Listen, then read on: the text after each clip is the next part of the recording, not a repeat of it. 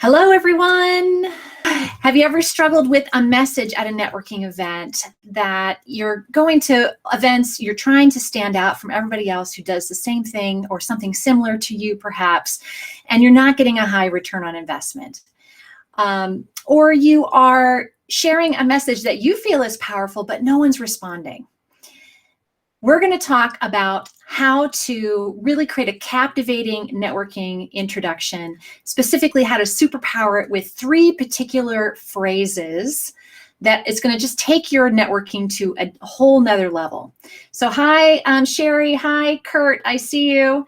Welcome to my Facebook Live. And if you are joining here today and you would like to have a gift of a free assessment of your networking pitch, like what is it that you're using out in the world when you go to networking events? If you do #Empower, I will send you a link to go to my private Facebook group where I will be doing e-coaching for free. So you can post your networking introduction inside that Facebook group, and I'll join you there and I'll give you some feedback on what to say and how to say it to be more effective every time you network. I have run hundreds of networking events. So I used to be the managing director of eWomen Network, Montgomery County, Maryland chapter. I used to run another group inside what's called Team Network, which is local to the East Coast. And I created my own networking group called the Empowered Business Networking Group. It launched it in January of this year in 2021 as a networking and mastermind group. So I have seen what works and what doesn't work. I've seen really powerful messages that people give that really make a difference. And I've seen when someone delivers something and it falls kind of flat. So today I'm gonna give you some hints on what's going to help you be more effective when you network. So let's get started. Know where we are. So we're gonna supercharge your networking introduction with 3 key phrases. Phrase number 1, you want to start your networking pitch with "I work with," and then describe your ideal client. What's helpful here when you describe your ideal client, usually if you're doing this a very succinct way, is to think about your very favorite clients you've ever worked with and what industries they belong to. So when I think of my very favorite clients, I tend to work well with coaches, speakers, and trainers. They are my very favorite clients to work with. I'm able to help them in dramatic ways with what I do with presentation, voice skills, networking skills, communication skills. Coaches, speakers, and trainers really need that to be powerful in front of the room. So I'll say I work with coaches, speakers, and trainers, and it seems simple, but it's amazing how many times people don't share the industry of their ideal client. And a lot of times it's because they're afraid to narrow it down too much, because maybe they have all kinds of industries that they support. But if you can tune into your favorite, the ones you really love to work with, and just narrow it down a little bit, it's going to help everybody who hears you at a networking event, and they're going to immediately think about those industries that they're connected to and whether or not they know someone who might be your ideal client. Okay, so I work with speakers and coaches and trainers is what I like to work with. Who do you like to work with? Do you like to work with families with children? Do you like to work with entrepreneurs? Do you like to work with the insurance industry or the financial services industry? Or do you like to work with singles who are, getting ready to go to college, or they're getting ready to buy their first apartment, or retirees who are about to plan the life of retirement? Who is that industry or niche that you love to work with? Then the second phrase is "who struggles with." And this really pulls out the pain or the gap that you're trying to help them overcome in your business. What is that pain? So when I'm working with clients, a lot of times the pain is around confidence issues when they're speaking in front of groups, or it's around lack of return on investment when they network. They're running around, spending a lot of time going to networking events, talking about themselves, and they're just not getting that return on investment. That's their pain point.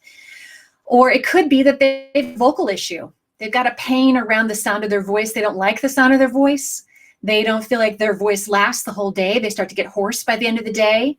Right? So you want to pick 1 or 2 pain points depending on the strategy that you have in that moment for that networking event? What is it you're trying to accomplish, or who are you trying to attract at that networking event? That's how you choose these pain points, okay?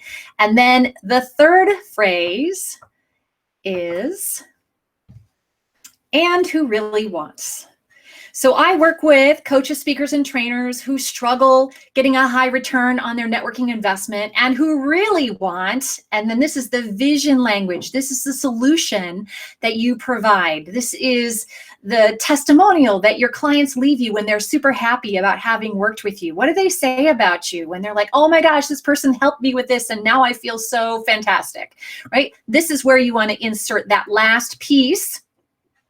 And this should take 10 seconds. This whole, basically one sentence that I've laid out for you should take about 10 seconds. And when you don't have a lot of time, it's the nugget that you want to bring forward first. You can always expand upon it when you are networking. So let me show you the example for me. I work with coaches, speakers, and trainers who struggle consistently getting aligned referrals when they network and who really want to save time, stand out, and get a high return on investment from every event they attend.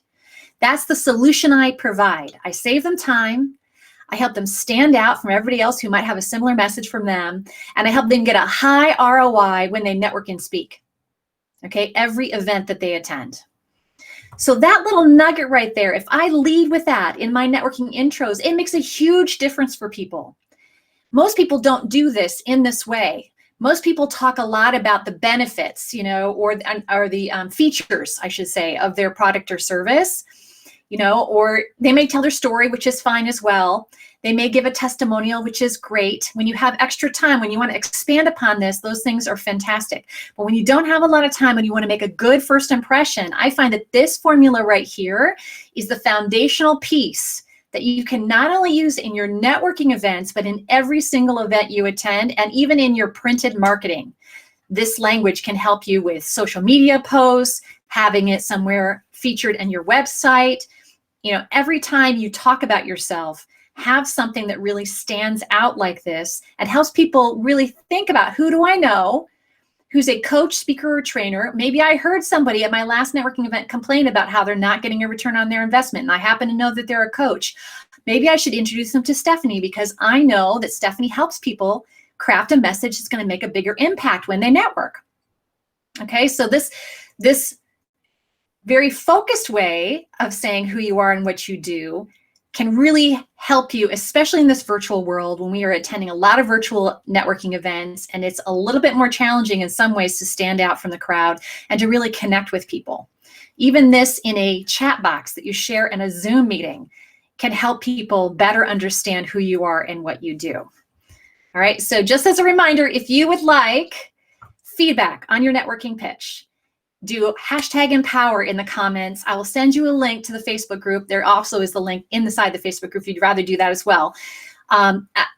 Go there, share what your networking pitch is. I'll give you some feedback on it. Now, this is just the beginning of the networking introduction that I teach. There's expanded pieces of this, like what transformation do you provide? What's your call to action supposed to be? How are you being strategic about how you do all this? And so I'm going to do future Facebook Lives that expand upon this networking talk so that it becomes more robust. But this is the seed. This is the foundational piece just to get started with. So just to recap, I work with who struggles with and who really wants. Those three phrases will help you craft a really short 10-second introduction to get you started. And then I will be live again next Monday at 2 p.m. Eastern Time. Please join me then. All the recordings, of course, will be available as well. And if you join us in the Facebook group, you'll get more in-depth training as I move forward and expand upon some of these topics. So thank you for being here. I'm Stephanie Bonte-Lebair with the Empowered Voice and Empowered Business Networking. I help people know what to say and how to say it to find more prospects and close sales faster when they network and speak. Until next time.